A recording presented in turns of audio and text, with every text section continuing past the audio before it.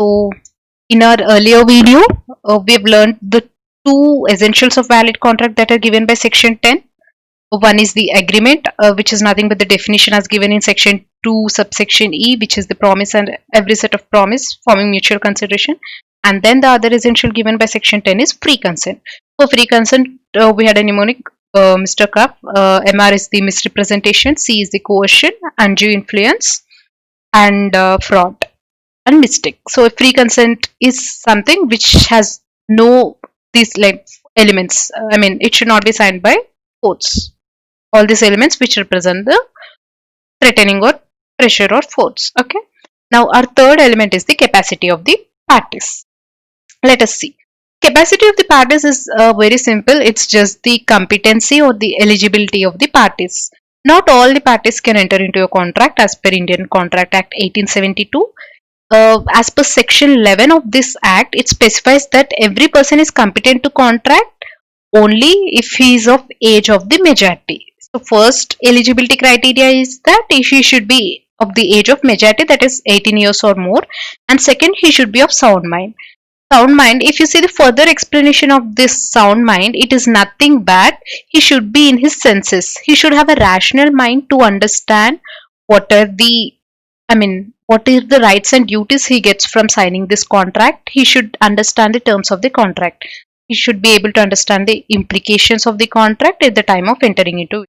A person of sound mind is nothing but he should be in senses so that he understands the implications of the contract.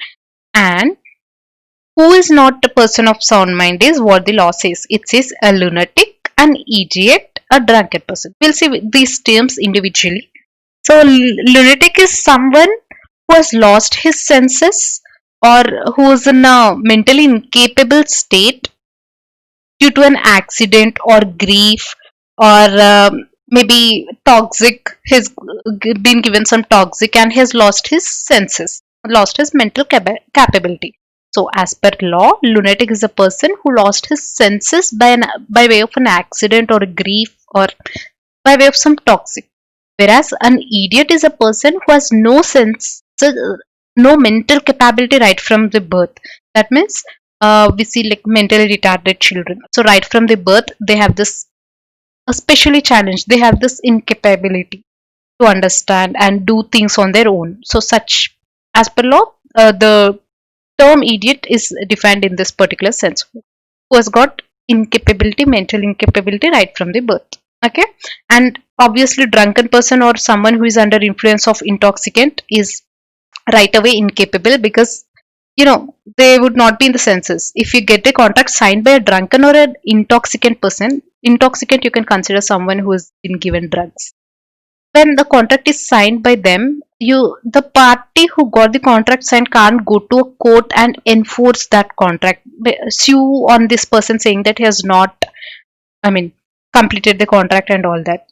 This is a kind of protection because taking advantage of this drunken state and toxicant state, people may get contract signed and later on when they do not fulfill the obligations of the contract, they may sue. So to protect these kind of people, law straight away says contract entered by these people is not enforced by law. Got it? And the third one is, it says person disqualified. If you see here, the person should not be disqualified by contracting by law to which he is subject. There are certain persons who are disqualified and these people are not eligible to enter into a contract. We'll see who are these people. The law further elaborates disqualified by his status. Who are disqualified? And alien enemy. We'll understand this term, alien enemy. Alien, I mean, don't go by literal meaning of the term alien. Alien, as per the Indian Contract Act 1872 here means other than Indian citizen. Okay, people who are other than India's citizens are aliens, and here aliens can be categorized into friends and enemies. Alien friends are those persons, I mean, where our country has got people of that country where we are at peace. There is no war and no disturbances, all that going on with that country. Then we call the people of that particular country as our alien friends. And citizens of the country where we are not at peace, that is a war condition is going on or some disturbances, riots, all these are going on, we call citizens of that country as alien enemies. Okay, you can't enter into a contract with that party. Though you enter, you can't get that enforced by law. Okay, so that is the disadvantage when you enter into a contract with an alien enemy. And then foreign sovereigns. Sovereigns are nothing but these people are like ambassadors or representatives of that country. These people are representatives, so they'll enjoy some special privileges. We can't straight away sue them. We can, though we enter into a contract, if in case they don't fulfill the obligations of the contract, in order to sue, first we'll have to take central government permission and all that, because these foreign sovereigns are highly respectable and in a very high position that we can't directly sue them. So that's why law says contract entered with this person are not enforceable, because you can't straight away sue them. There are certain permissions that you need to take. And then convicts, who has been imprisoned, who is serving that imprisonment period, or who has got death sentence after doing some crime. So all these people are disqualified to enter into a contract. They are disqualified. Sometimes law gives this, liberty. Sometimes even they can enter, but then certain formalities to be fulfilled. Certain formalities in the sense, if you take the case of sovereigns, first you need to take central government permission and all that. So if in case you fulfill the certain formalities wherever law gives us the liberty, then fine, you're good to enter into contract with them. But straight away these people are disqualified. Only in rare cases law permits. Okay, contracts entered by person not competent to contract are not valid, obviously, because only the person with whom we can enter, who are eligible, only then we are competent to contract. So with these people who are not competent, though we enter into a contract, that contract is not valid. Fine. Our third criteria is done. First is there should be an agreement as per section 10, and there should be free consent, and parties should be capable of entering into a contract. Who are not capable? Less than 18 years of age, not of sound mind. Who are not of sound mind? A lunatic, an idiot, a drunken person, and if a person signed a contract when he's in influence of some intoxicant. And the third is persons who are disqualified by his status. Who are the persons disqualified? Alien enemy, foreign sovereigns, convicts. Got it? So this is our third criteria. And moving on to the next one, it's the consideration. As I told you, right in the definition of the agreement, it says promise or set of promise for a mutual consideration. So consideration is something which law is very particular about, because as I told you, in business scenario, it's always mostly done for profits. So we don't expect something to be given. There's always some consideration that's expected to be in a contract.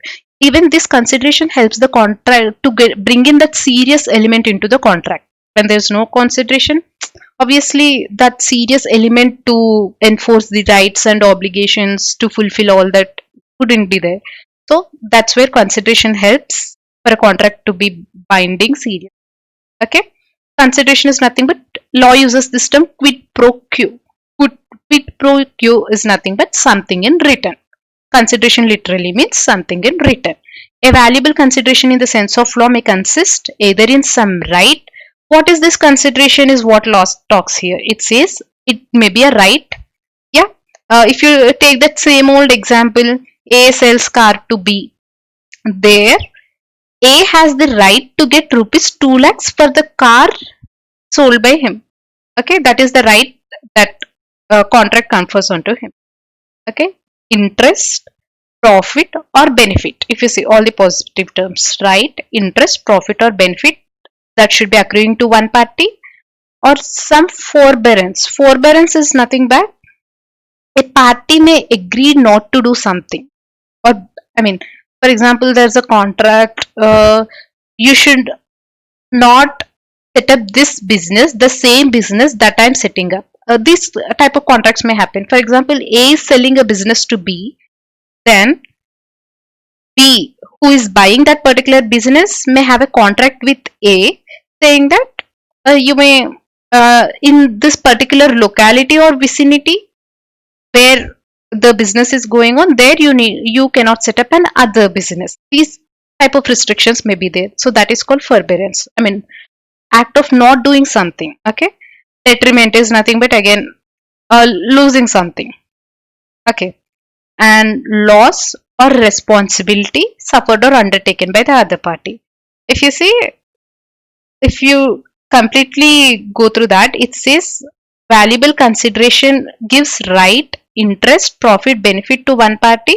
It may give a right or all these positive things, or it may also give, it may ask a party not to do something, that is forbearance, or lose something, detriment, loss, okay, or responsibility given. Something of this consideration can be these as well. It need not always be right or interest, profit, benefit. Not only that, sometimes it may be this as well. Okay, like the loss or the responsibility that a party should be doing and all that. Okay, one of the example is A agrees to sell books to B for rupees 100. B promised to pay 100. Okay, A agrees to sell books and B promised to pay 100. For A's promise to sell his books, consideration is promised to pay, B's consideration is promised to pay rupees 100. So this is kind of consideration. B is getting books, A is getting rupees 100. There's a mutual consideration over here. So for a contract to be valid, there should be a mutual consideration. Okay. Or else it can be this way. It need not always be, as I told you, in the positive terms. A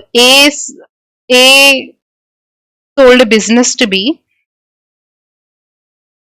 and said, and now B asked A not to set up the same business in the same locality as I am doing the business. These kind of restrictions where here the consideration given by A is nothing but not setting up a similar business in the same locality. Got it? So these kind of restrictions may be there. Okay. And now the fourth, yeah, we are done with fourth. The first one is the pre-consent, agreement, and the third one is we've seen the capacity of the parties. Fourth one we have seen considerations. Now we will come to the fifth one saying lawful consideration and object. Lawful consideration and object. Contracts, just that we can enter into contracts. There's this contract and you can't enter contract for every unlawful thing. For example, a robbery. You can't set up a person to do a robbery or something like that because that is unlawful. These kind of contracts are also not enforceable by law. So the consideration must be lawful always. Okay, section 23 states here for lawful consideration we have section 23 that consideration or object is not lawful if it is prohibited by law. Where it is not lawful is when it is prohibited by law and it would defeat the provisions of the law and it's fraudulent, involves injury. Injury is nothing but loss to the person or property and it is immoral. So once you say it's not unlawful, it's, I mean, not lawful, you see many terms like fraudulent, involves injuries to the person or property, or immoral. You see all these negative terms coming in here. It should always, the agreement must be lawful. It must not be opposed to public policy. Public policy is nothing but it should not cause any loss to the public. Okay. It should not be immoral. For example, the example given over here is A promises to drop prosecution instituted against B for robbery. Suppose, yeah, what did A promise? I will not drop prosecution in the sense I will not sue you for the robbery you have done. That is what A is promising B. What is B promising here? B is saying I'll restore all the value of things that I've robbed. Maybe jewelry or money, whatever I've robbed, I'll give it back to you. Please do not file a case against me in the court. This is straight away unlawful. Okay. Because a robbery must be punished. These kind of agreements are not allowed because it is unlawful. Okay. Fine. And now coming back 2 not expressly declared to be void. And the last condition that we have, or the last essential as per section 10 that we have, is that it must not be expressly declared to be void. What is this not expressly declared to be void? The agreement entered into must not be which the law declares it to be illegal or void. The agreement should not be something which law already says it is illegal or void. Okay. A very simple example of what which law says illegal is committing murders, or if you see the examples over here, making or publishing defamatory statements. Defamatory statements in the sense bringing down the value of the person by making some negative statements, or entering into agreements which are again opposed to public policies, which is something not good for public, are illegal in nature. Okay, you can't enter into a contract for committing murder, right? That's straight away expressly not at all permissible. It is expressly declared to be void. Declared to be void is nothing but void contracts is not at all considered as a contract. Okay, no legal effects as such. No legal effects. You cannot, for example, a person A has given 1 lakh to B to kill someone, to murder someone. But B did not murder that particular person. A can't sue B because straight away this contract is not valid, not legal as per law. So these type of contracts are not valid. That's straight away void. So similarly, any agreement of this sorts will, I mean, this trade, marriage, legal proceedings, all will just learn all this in our coming chapters. Right? So we are done with our 6 essential elements of a valid contract given by section 10. We have learnt all the essential elements which are not given by section 10 but which have come by way of some case laws and all that. We have learned that, and now we have seen the 6 elements which are given by section 10. Okay. A simple recaps: agreement, pre-consent, capacity of the parties, consideration, lawful object, and it should not be expressly declared to be void. What is, we've seen all this.